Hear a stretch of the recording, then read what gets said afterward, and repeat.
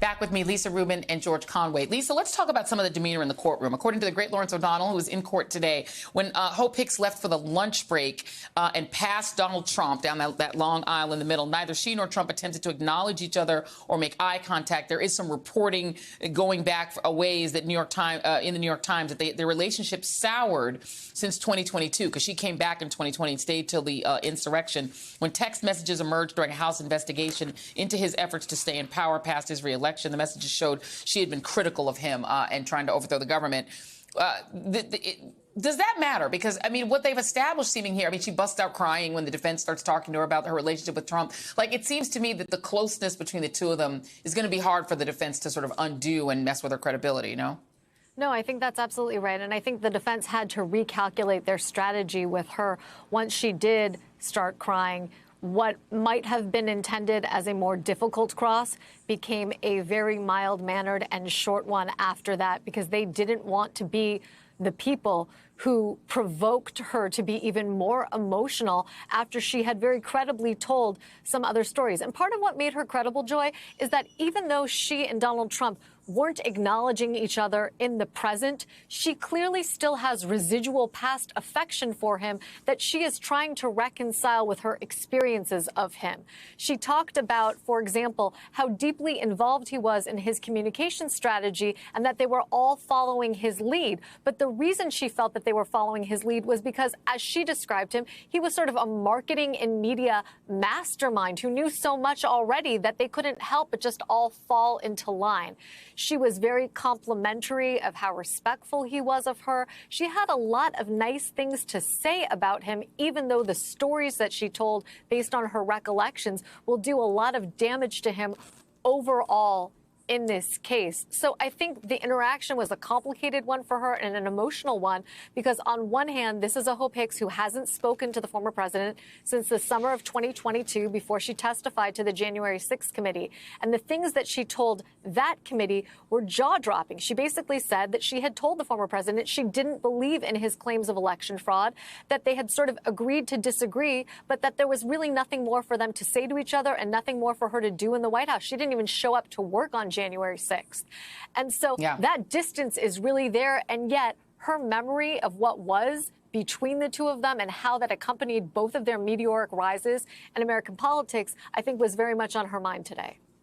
Yeah, all the in all of his cases, everyone testifying against him, they're all his people. They're all Republicans. They're all his own people. George Conway, let me play you something that was very unusual, and you would know this even better than I would, that Donald Trump did on October 7, 2016. Here's the tape. I've never said I'm a perfect person, nor pretended to be someone that I'm not. I've said and done things I regret, and the words released today on this more than a decade-old video are one of them. Anyone who knows me knows these words don't reflect who I am. I said it, I was wrong, and I apologize. George Conway, Donald Trump has never apologized. He's been on TV since, most of my life.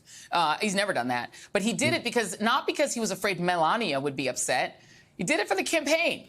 Absolutely. Absolutely. I mean, you've never heard him say that again. He doesn't apologize for anything. That was how bad this was, that he actually made a public apology and admitted wrong. He never does that. I mean, he's been asked, do you ask for forgiveness from Jesus Christ? He says, no. Yeah. Why would I do that? And then, this is something that I can't believe that my brain still remembers. But in December, he actually told a United States senator, this was reported by Maggie Haberman of the New York Times, that the Access Hollywood tape, we think that was faked. He actually said that. I mean, that was absolutely 100% fake remorse. It's the one time that I've written about him being a narcissistic sociopath who, as consistent with that, has never shown any remorse.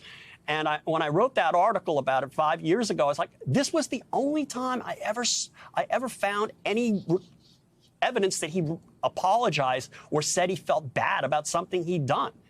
And he didn't mean it.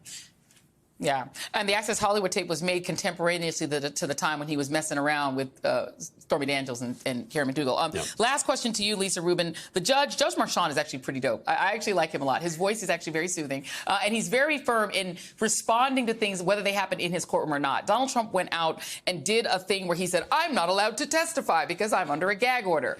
What did the judge do today to say, no, that ain't true, man? The judge started today, Joy, by very calmly addressing Trump, almost as if he was a misinformed child as opposed to a petulant defendant, and essentially said to him, "Sir, I think you might be under some misimpressions with respect to the impact of my gag order. It absolutely has no effect on your ability to testify. In fact, it only addresses extrajudicial statements, extrajudicial meaning out of court. So you have a constitutional right to testify in this courtroom in your own defense, if you so choose, in consultation with your lawyers, as well as a constitutional right not to testify if you so choose." And I just wanted to make that perfectly clear to you, sir. And doing that, he's showing Donald Trump he's watching. Oh, Lord, Yeah. let him testify, please. I pray. Please. Same, please. same. We all are in agreement. Let's touch and agree on that. Lisa Rubin and George Conway, testify, Donald. Thank you all very Please, much. don't be Coming up chicken. Don't be next- scared. Do it.